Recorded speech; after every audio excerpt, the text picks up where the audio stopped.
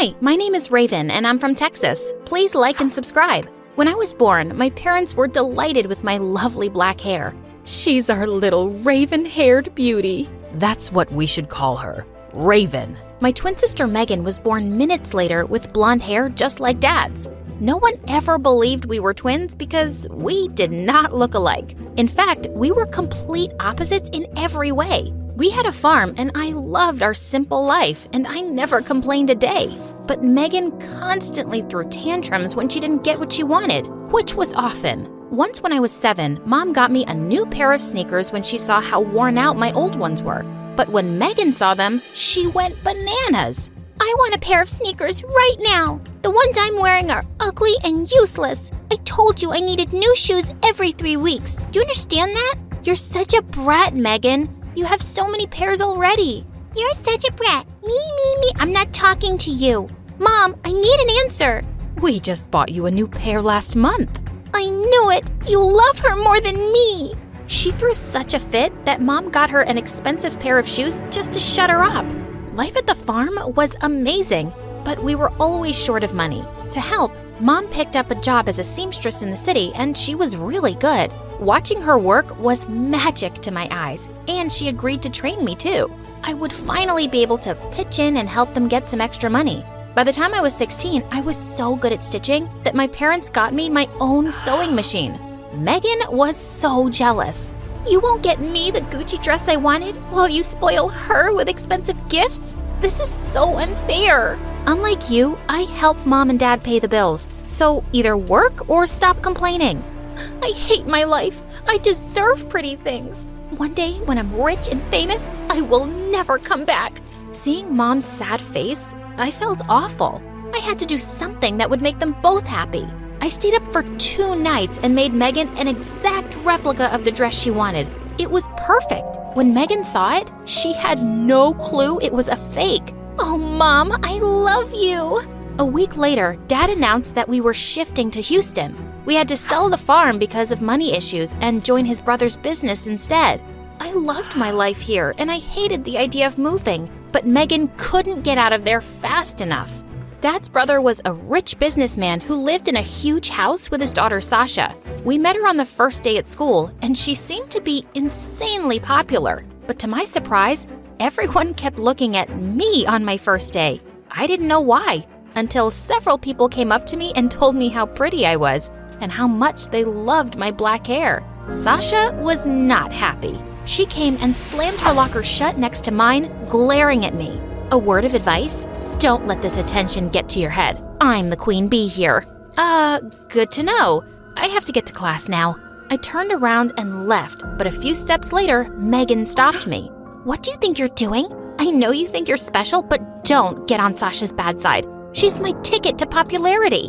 Whatever, Meg. You do you, and I'll do me. That first month of school, Megan became a bigger pain in the butt because of Sasha. Megan copied everything Sasha did and blew up at our parents when they told her they couldn't afford her long list of demands. But things took a wild turn when a new boy, Dan, joined our class.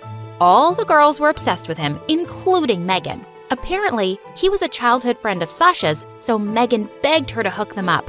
Sasha obviously took advantage of the situation. She had Megan acting like her minion and doing stupid errands for her. One day, I saw Megan running around the cafeteria getting lunch for Sasha, and I just had to stop it. Megan, slow down. Wait! Ah! I suddenly tripped, and the entire tray flew and landed on Megan's head. She was covered in spaghetti. What is wrong with you, Raven? You did this on purpose. No need to scream like a farm girl, Megan. We have sensitive ears. Forget about it. And get yourself cleaned up. Dan will never take a chicken-smelling idiot on a date. Megan stomped off in embarrassment, and I turned to Sasha. What is your deal? Stop treating her like she's your servant. She might not see through you, but I do. Really? Well, too bad I don't care about either of you. Tell Megan she can kiss Dan goodbye. What a witch! Later that day, I told Megan what Sasha had said, but she didn't believe me. Interesting, because Sasha just texted me that Dan wants to ask me out at lunch tomorrow. Go away, liar, and let me get my beauty sleep. The next morning, Megan took an hour to get ready, and she even bragged to everyone at lunch about it. But when the time came, Dan walked right past Megan and came straight to me. Hey, Raven. I'm sure you already know why I'm here. No, I don't. Oh, I thought Sasha would have mentioned it. I told her I wanted to ask out her cousin. Any chance you're free tomorrow? Oh, no. I told Dan I was busy, but he looked so disappointed that I agreed to do a small meetup at the library later.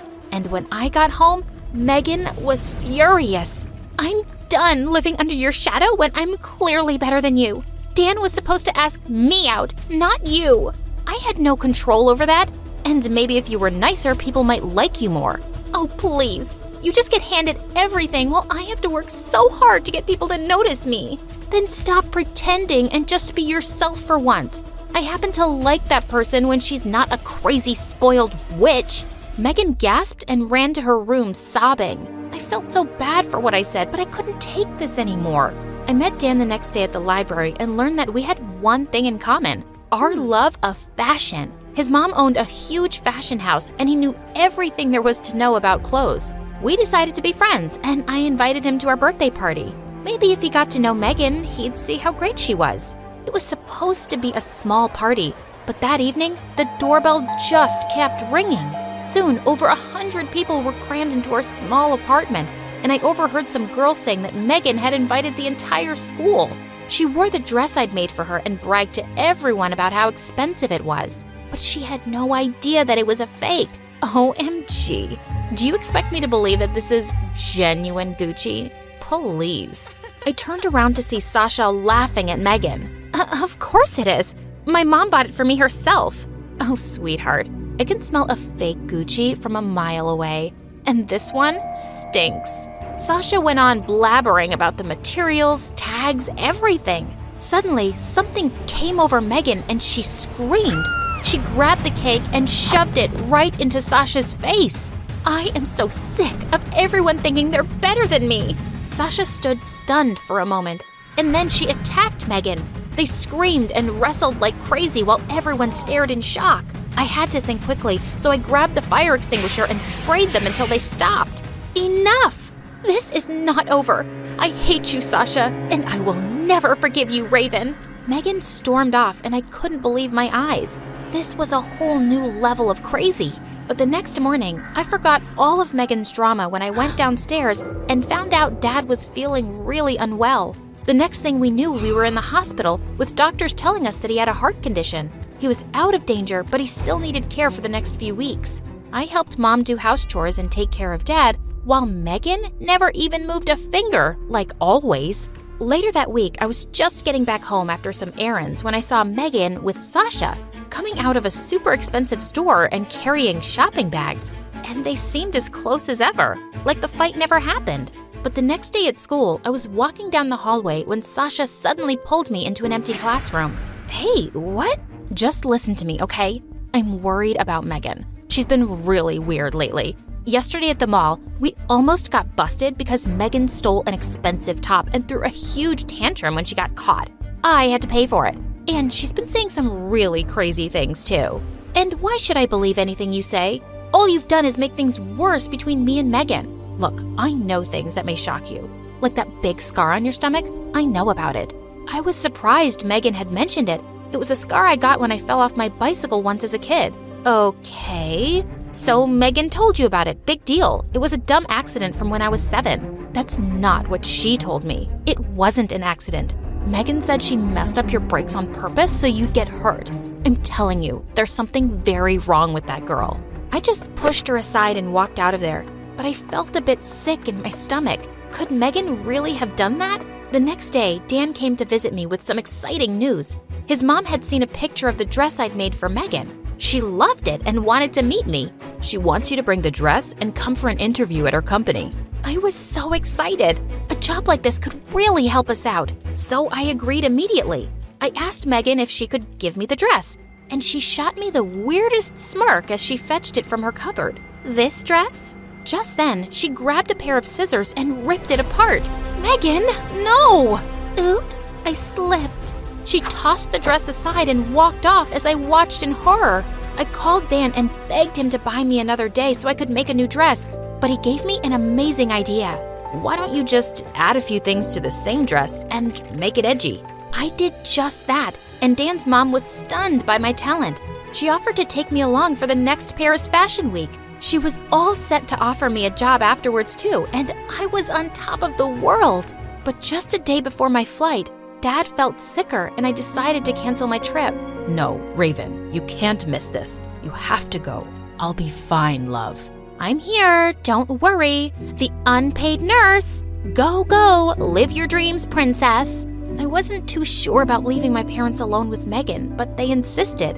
And Paris was a dream come true. I also got a chance to wear my design and people showered me with compliments. I still had 3 days left in Paris when one morning I got a frantic call from Mom. I'm so sorry to ruin your trip, Raven, but we need you here. Megan ran away with all our money, and all I have is a note saying that she's chasing her dreams and never coming back. This girl had gone completely off the rails. I left for home immediately. Thankfully, Dan's mom said I could start the job right away, and we had some money coming in so I could take care of things, especially Dad's treatment. And he made a full recovery in a few months. I worked really hard and designed some brilliant outfits, and within a year, Dan's mom was so happy with me that she relocated us to New York to run her store and offices there. Life was good, except for the fact that we couldn't stop wondering what had happened to Megan. One day, I was reading at a cafe and the waitress brought my order. And when I looked up, I was shocked to see it was Megan. She looked so different. Her hair was all messy and she'd lost weight. She stared back at me in shock. What are you doing here? What does it look like? I work here. I know you're some big shot designer now, so please don't rub it in my face. Wow, I see you haven't changed much. That's all you have to say to me? Typical. What else should I say, Megan? You're meeting me after so long and you don't feel a tiny bit of shame? For hurting your sister, for robbing our parents, for breaking their hearts? You're still just as awful as ever. I got up and started walking away, but suddenly she grabbed my arm and started sobbing. No, please, wait. I made a lot of mistakes, and I was jealous and selfish, and I'm miserable now, Raven. I need you, please. I'll do anything. I'll be better, I promise. It has to be more than just empty words, and you need to earn my trust. I'll offer you a job on 2 conditions. You will start at the bottom and you'll work your way up, just like everyone else. And you'll get therapy. Got it? Yes. Good, then you can start tomorrow. Now come home. Mom and Dad miss you.